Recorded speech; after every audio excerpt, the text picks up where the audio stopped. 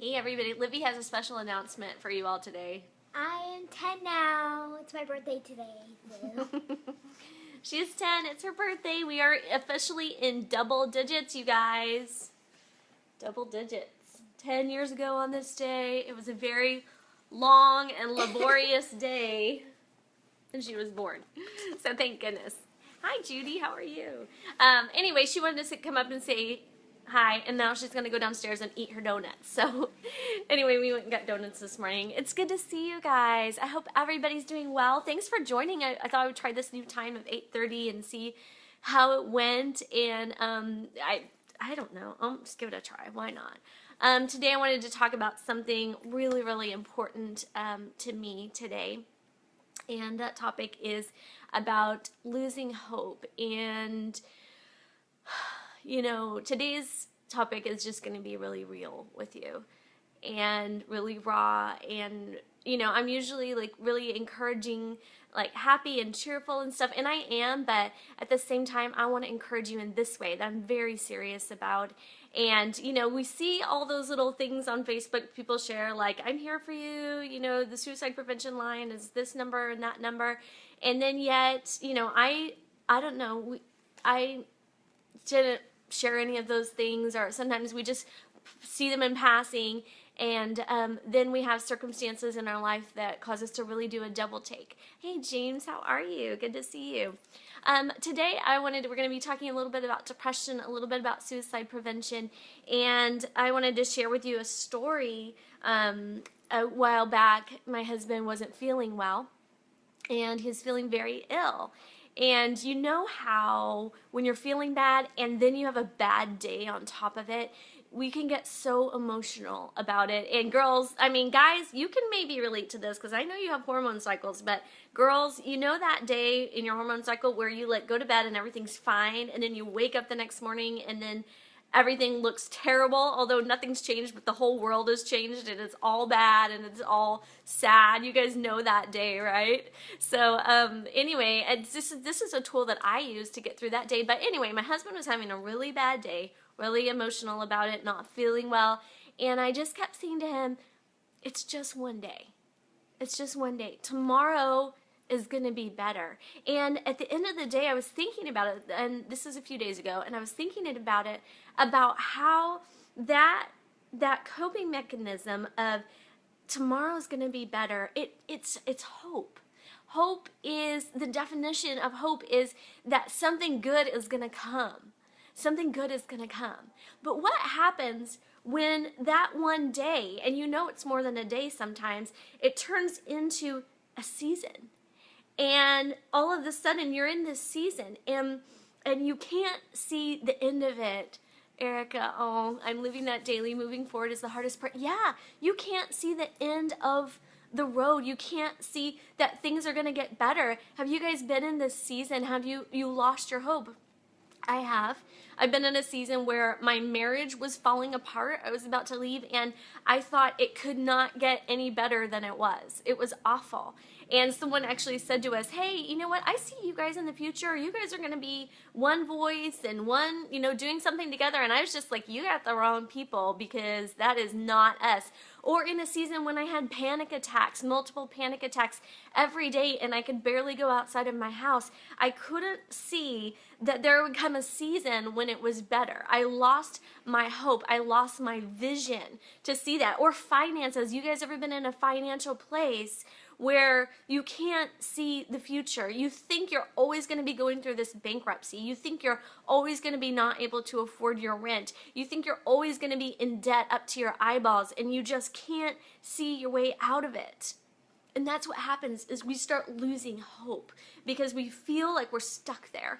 And the hardest part is that sometimes people choose to put a period at that time in their life, and they don't give it the opportunity to keep going. And, you know, we had a friend who died by suicide this week. And he was a very dear, dear friend to many people in our industry. Our industry is like, you can feel the collective heartache. He was like a brother and to everyone. And he always had a positive word to say. Yeah, Carrie's there with me, and he always had a positive word to say, and he always encouraged you all the time. We interacted on Facebook every day, and I had no idea that he was dealing with depression.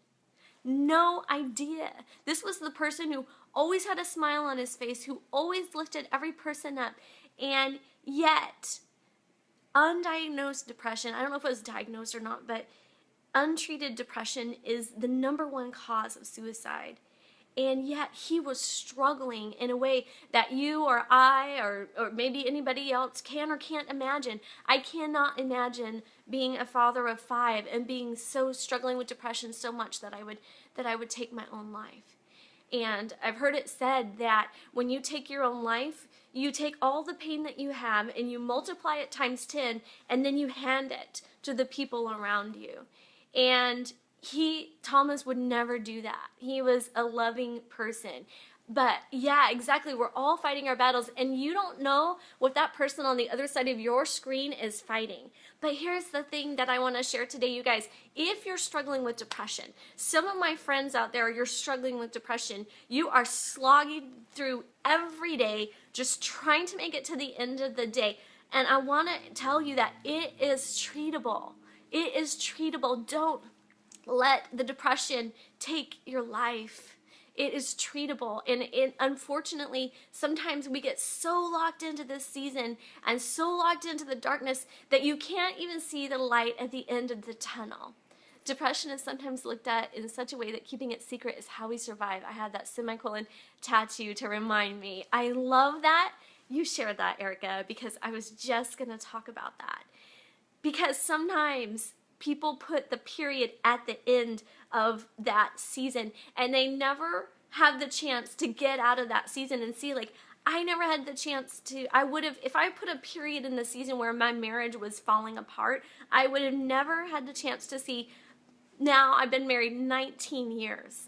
And Damien is my best friend, and God has restored us, and we have an amazing life and an amazing relationship.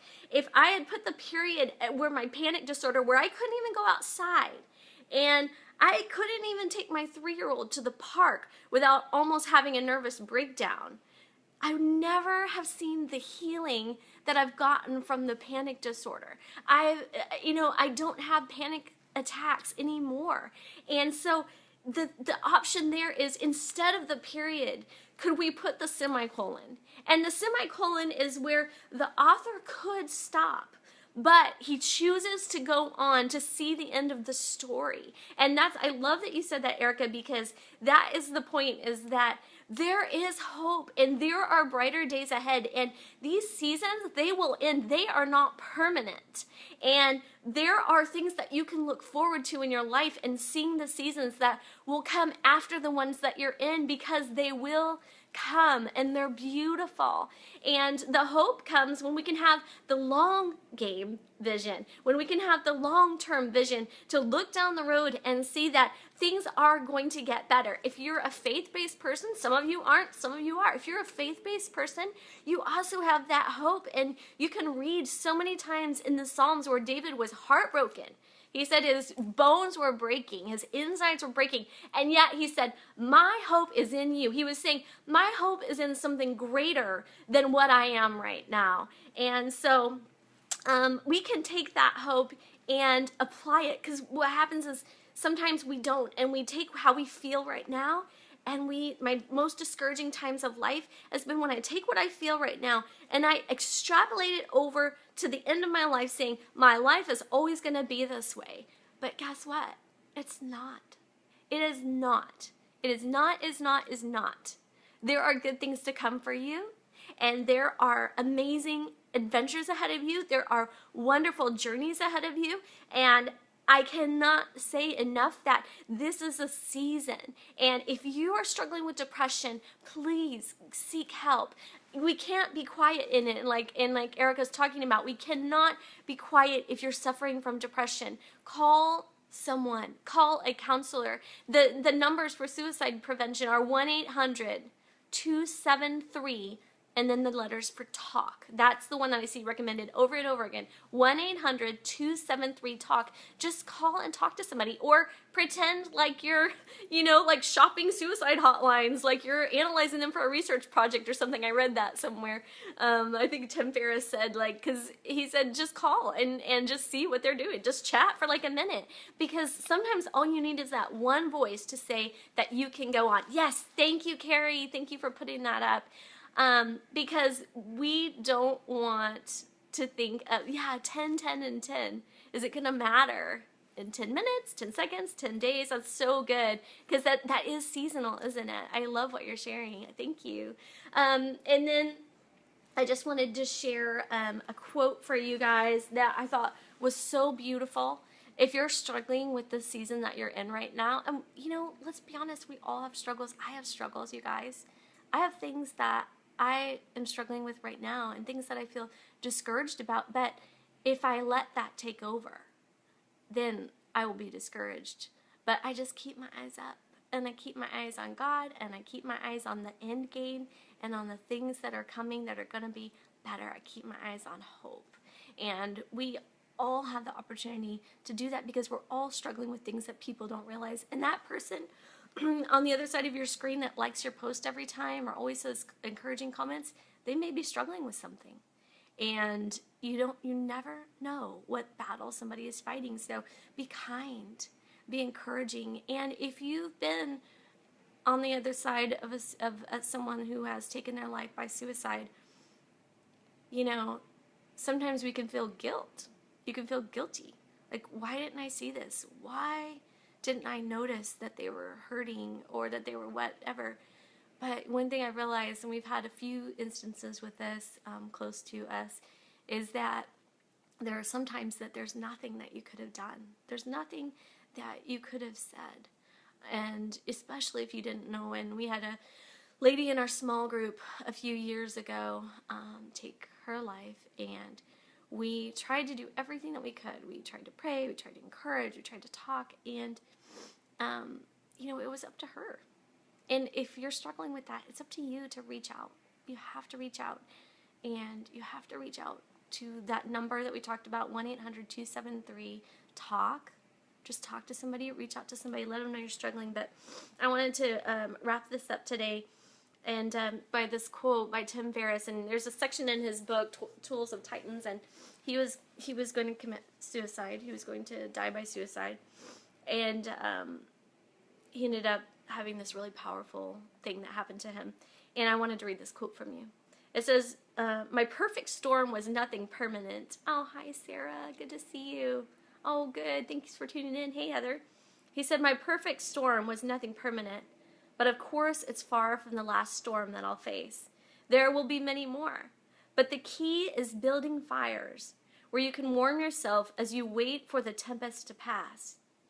These fires, which are the routines, the habits, the relationships, and coping mechanisms that you build, help you to look at the rain and see fertilizer instead of the flood." And I love this.